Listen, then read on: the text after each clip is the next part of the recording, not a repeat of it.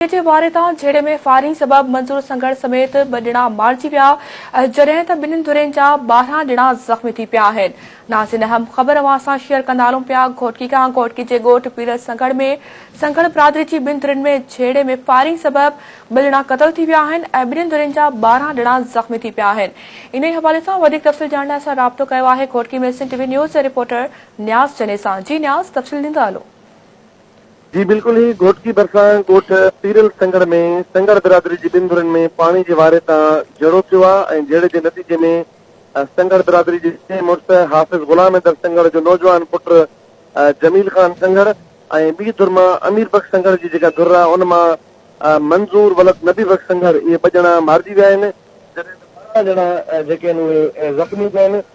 ज़ख़्मियुनि में जेका हाफ़िज़ गुलाम हैदर संगड़ जी धुर आहे उन्हनि मां अली नवाज़ संगड़, मोहम्मद अयूब संगड़, अला देवायो संगड़, इमरान अली संगड़, ख़ालिद हुसैन संगड़, अब्दुल हमीद ऐं मुनीर अहमद संगड़ ही ज़ख़्मी थिया आहिनि। जॾहिं अमीर बख़्श संगड़ जी धुर मां मंजूर अहमद संगड़ जेको फोत थी वियो आहे, जॾहिं सदाम हुसैन, हज़ूर बख़्श, गुल बहार संगड़ इहे ज़ख़्मी थिया आहिनि। मजमूई तौर 12 ॼणा ज़ख़्मी थिया आहिनि।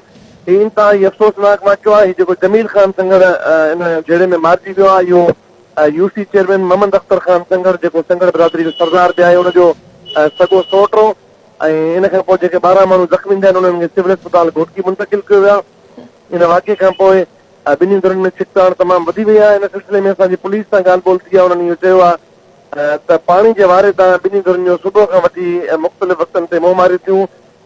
इन सिलसिले में अख्तर संगड़ जी धुर सां बि ॻाल्हि ॿोल थी आहे। उन्हनि इहो ॿुधायो आहे त सुबुह जे वक़्तु उनजे भाउ शकील संगड़ सां अमीर बख़्श संगड़ जी धुर जा माण्हू विढ़िया जंहिंखां पोइ मुसलसल छिकताण हलंदी रही। नतीजे में आख़िर में ॿिन्ही धुरनि पारां हिक ॿिए जे मथां हथियारनि जा मुंहुं खोलिया विया। हिन वक़्तु ताईं 2 माण्हू क़त्ल थी चुका आहिनि ऐं 12 माण्हू ज़ख़्मी थी चुका आहिनि। छिकताण अञा ताईं ॻोठ पीरल संगड़ में जारी आहे ऐं 2 धुरियूं मोर्चा बंदि थियल आहिनि ऐं वॾे अंग में जेके आहिनि माण्हू ॻोठ में पहुतल आहिनि।